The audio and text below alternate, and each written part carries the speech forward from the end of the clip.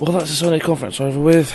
It is currently 3:30 in the bloody morning, so about time it all got done and finished. Slowly moving the mic, trying to go talk in a dulled roar.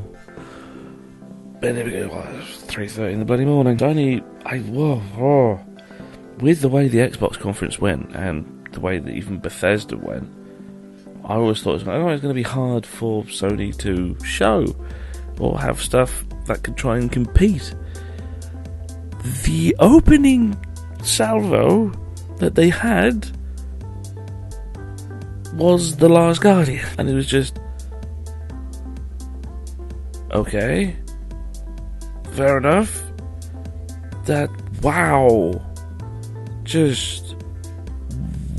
it's like within the first few minutes the internet had basically collectively pissed itself, going, fuck me, you're not dead, fuck me, you're dead.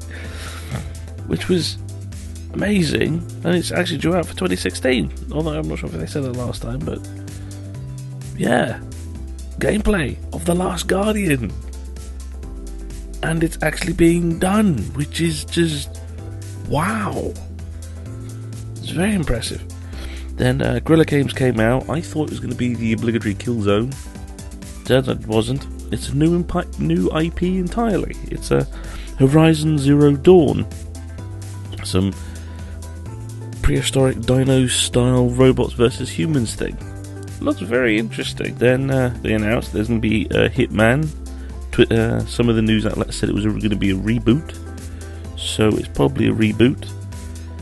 This is when the Sony started lifting its exclusive content cloak, sort of fluttering that everywhere, which is something I don't necessarily like. So having them wave around the exclusive content stuff was kind of annoying, but yeah, Hitman is getting a remake. It looked very good. It looked bloody good. It looked very gritty, very interesting. Then they went with Street Fighter. Then they went through with Street Fighter 5, get released July 23rd with beta. It comes first to the console. Then they had a big thing with No Man's Sky, and holy balls, the sheer size of that game is mind blowing. It's bewilderingly just epic in proportions. It looks amazing. It's the sort of game I sort of like. You play it and you get constant adventure, a constant just flying off, seeing new places, seeing new worlds. My sort of freaking game. Then Media Molecule, really late or early, depending on perspective. Anyway, Media Molecule come along and said, "Oh look, we're doing this thing called Dreams. You use the console to draw stuff and animate stuff and do the things." And I just thought, wasn't that Project Spark for Microsoft? And then didn't you have something like this before with the PlayStation Move? And okay, fair enough, creative tool more than toy, but yeah, fair enough, you can have that. Showed off Firewatch, which I heard about a while ago. It seems very good. Showed off Destiny. It's got some new DLC coming out on the 15th of the 9th. Can't be bothered to do math at the moment. Then they showed off Assassin's Creed with a Eevee Fry trailer. Well, I'm calling it the Eevee Fry trailer, but they actually showed off Eevee rather than anything else. And then they started saying, "Oh, you've got exclusive content," which is meh. Then there's an exclusive coming to the PS4 and the Vita called World of Final Fantasy. A chibi-style Final Fantasy conclusive, everything, all Final Fantasy combined into a single package sort of thing, which was quite nice. But then they followed up that Final Fantasy with the Final Fantasy VII Remake. Final Fantasy VII is actually getting a remake, which is just, first of all, wow. Mainly because if it's a remake, as in an actual remake, then that's impressive. But I don't think it's a remake. I just think it's just going to be a HD remastering. Simply because the graphics that Final Fantasy VII had when it came out, comparatively to now, is shit. Very shit. That's what you get for spending all your money on FMVs.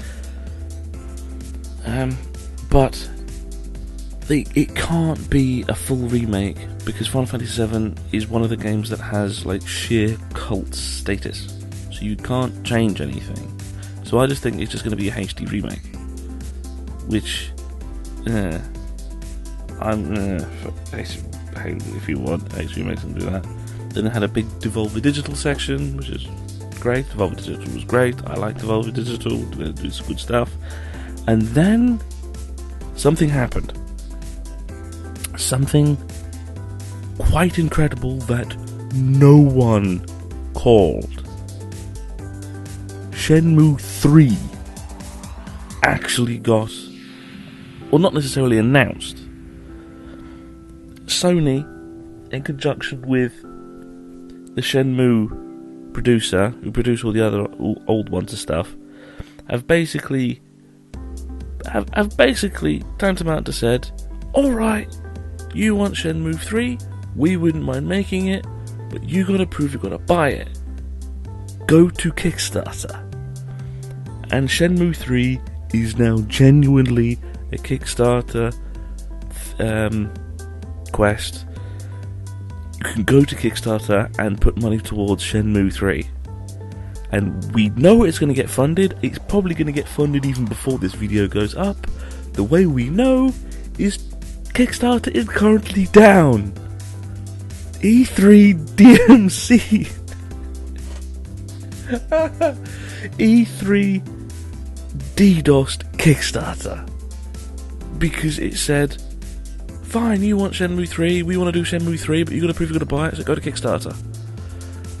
And we broke it broke Kickstarter.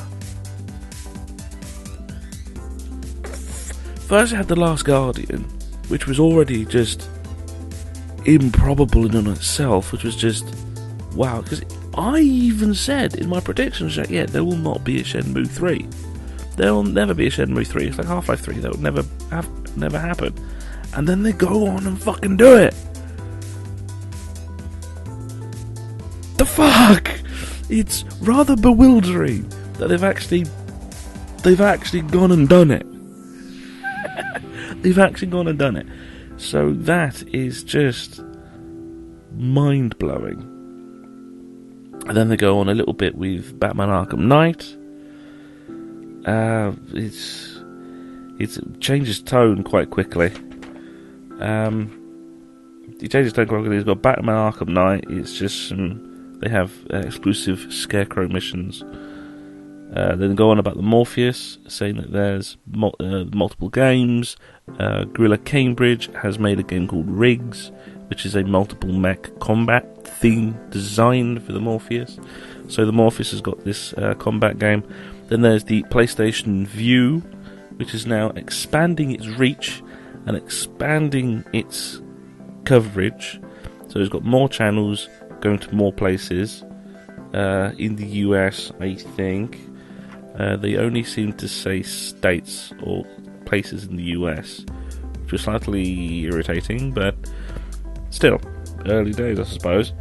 But the one thing that came along with that is that they said that they're bringing out payment plans and things like that. So essentially, you can cord cut with PlayStation Vue, or at least take steps towards cord cutting with PlayStation Vue, which is fucking impressive. It's like, that is impressive. You can subscribe to individual channels through PlayStation Vue, and so, wow, that's very impressive. Then came the next bewildering statement. Friggin' Call of Duty is now moving over to PlayStation. Even today, during the Xbox conference, I was going, hang on a minute, where's Call of Duty? Call of Duty is a staple for the Xbox. What are you doing?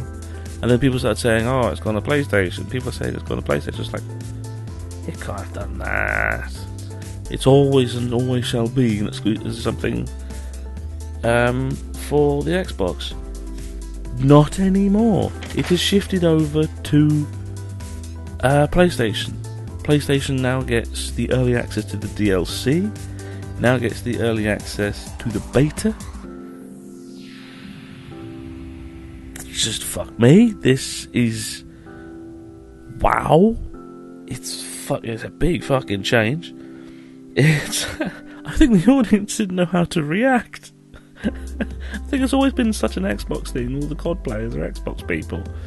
All the pros are PC. So the thing that I said on Twitter was like, it's a sign of power for the console that they've managed to wrestle something that's so connected with the Xbox. That is a bold and very strong move for the console, and it's very impressive that they managed to do that, and it shows of their very strong grounding that they have at the moment. Whether that will last is another matter, because, well, just the Xbox backwards compatibility is going to be a huge thorn in their side, and it certainly shows that the PlayStation probably have to pull some sort of backwards compatibility out of its butt now. Then they showed off a few other indie games, and this went on about Star Wars. First it was with Disney Infinity, with exclusive Boba Fett, blah blah blah blah blah blah blah. And then went on about Star Wars Battlefront, briefly. There's going to be some connections to Sony for a while, which is alright, and then they ended quite strongly with Uncharted 4, which looks great. It's Uncharted 4. It looks great, it plays great, it looks fun. It's like the other Uncharted games, but the usual progression of biggerness. So, that is all the consoles for today. About fucking time. I can go to bed. I am just left rather bewildered. It's like I thought some of the other, like the Bethesda conference was just, but even the Sony one was just mainly just because stuff that we thought was dead, or stuff that was basically on the road to just not being made at all, now are being made, like Shenmue 3, The Last Guardian. Is that having stuff like COD move over, it's going, what the fuck is going on? It's what? How? So, yes, it's wow. Xbox pulled a lot of stuff out for its conference, especially stuff about the backwards compatibility. But it really pushed the exclusiveness and the exclusives on the console. Sony did that sort of as well, not as much, mainly because they don't really have that many exclusives. They don't really have that many exclusives, but they pushed with stuff no one knew they would ever push. And then went, oh yeah, by the way, because we're the larger console at the moment, we get COD and some of the other exclusive content for Batman, Destiny. And it was like, well, shit. So, yeah, the fight is still on. I thought there was going to be quite a few thorns in Sony's side, and Sony hasn't got rid of the thorns. There's still going to be big thorns in their side, but it's given Xbox a few thorns of their own.